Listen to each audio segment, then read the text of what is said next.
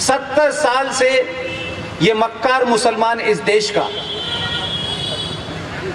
काफिर के पैसे से हज कर रहा था। हज के बारे में ये रिजवी साहब बैठे हैं, ये 24 कैरेट के मुसलमान हैं, इसीलिए मेरे साथ हैं। इनसे पूछिएगा, हज के बारे में फरमाया गया है कि जब आपने अपने घर की तमाम जिम्मेदारियां पूरी कर ली हो, सारे फर्ज अंजाम दे दिए हो, अगर घर में कोई जवान बेटी है उसकी निकाह शादी कर दी हो, आपने घर की सारी चीजों को पूरा कर दिया हो, तब आप अपने पैसे से, ईमान की कमाई से, किसी के दिए हुए पैसे से हज करने जाएंगे। जो इस्लाम में 5 पॉइंट हैं उसमें एक हज है, तभी अल्लाह तुम्हारे हज को मानेगा। हिंदुस्तान के मुसलमान कहते हैं हमारी 70 साल में बहुत बुरी हालत हो गई, इसलिए नहीं हुई कि हिंदू राजा था यहाँ पर, इसलिए हुई कि तुम ईमानदार नहीं हो, इस्लाम के साथ धोखा कर रहे हो, बहुत तुम्हारा ईमान मुसल्लत नहीं है, इसलिए तुमने काफिर के पैसे से हज सब्सिडी लेके हज तो किया। अल्लाह ने कहा मैंने तो ये नहीं कहा था कि तुम अपने पैसे के अलावा काफिर के पैसे के लेके आओगे तो तुम्हें हज का फायदा नहीं मिलेगा। तुम कितना भी माथे पे काले रंग का रगड़ रगड़ के सजदे पे चले जाओ, अल्लाह तुमसे नाखुश है, या अल्लाह तुम्हारी बात नहीं मानेगा। और जब मान रहा था तो तुमने दुनिया के अंदर बहुत कुछ किया था, और हमारा तो अल्लाह के ऊपर यकीन है रिजवी साहब। अल्लाह ने हमें 1000 साल तक गुलाम रखा, हमने कभी अल्लाह की जात पर सवाल नहीं उठाया कि अल्लाह ने हमारे साथ ऐसा क्यों किया।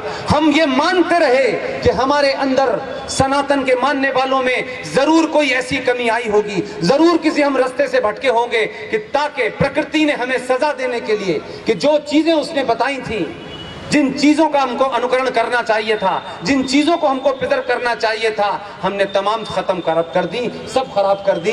दुनिया में ज्ञान बांटने वाले लोग आज गंगा के सफाई अभियान में लगे हुए हैं।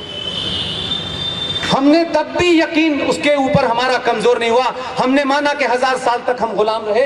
आजादी के बाद बोनों ने भी हमारे ऊपर राज किया, तब भी हमने कोई हथियार नहीं उठाया। माना कि हमारे चरित्र में, हमारे किरदार में कोई कमी आ गई होगी जिसकी हमें सजा मिली है। तुमने तो 2014 के बाद अल्लाह पे यकीन करना बंद कर दिया। अरे आज भी यकीन करो ना, तुम कहते हो रब्बुल आलमीन कि ये जो पूरा सृष्टि है, जो पूरा ब्रह्मांड है, ये कोई एक ताकत है, तुम उसे अल्लाह कह सकते हो, हम भगवान कहते हैं, कोई क्रिश्चियन कुछ और कह सकता है, लेकिन ये मानते जरूर हैं कि कोई आदर्श सत्ता है जो पूरी दुनिया को चलाती है, हवा चलाती है, रोशनी आती है, सूरज निकलता है, जाड़ा पड़ता है, गर्मी आती है, कोई चला रहा है। हमारा यकीन उस वक्त भी था जब हम 1000 साल तक गुलाम थे, और हमारा यकीन 2014 के बाद भी है। प्रॉब्लम तुम्हारी है, तुम मस्जिदों में दुआ मांगते हो या अल्लाह मोदी को उठा ले, वो नहीं, उसी ने भेजा है, वो क्यों उठाएगा, उसी की मर्जी से आया है। जब ये हवा अल्लाह की वजह से चल रही है, जब वो गोल टोपी वाला उसी ने पैदा किया है, जब रामपुर में एक पागल पैदा किया है, तो भाई ये 2-4 अक्लमंद भी होने चाहिए थे। तो अल्लाह की मर्जी से आया है। अगर नहीं सुने, शुरू में कहा सुन लो, नहीं माने तो उसने कहा उत्तर प्रदेश में बड़ा संकट है, यहां योगी को भेजो, दोबारा यहां भेज दिया।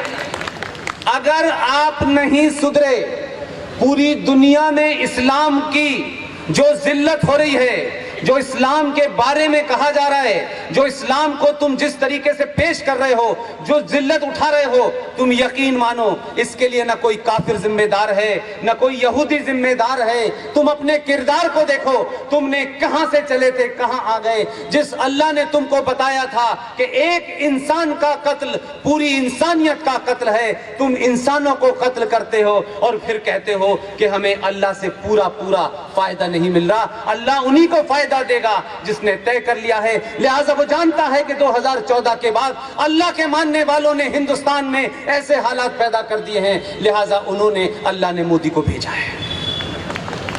यकीन मानिएगा, अगर वो एक है तो सदा सबके लिए बराबर है। ये तो ऊपर वाले का शुक्र करो कि जितनी ताकत से भेजा है उतनी ताकत का उसने अभी इस्तेमाल नहीं किया है, अभी उतनी ताकत का इस्तेमाल नहीं किया है।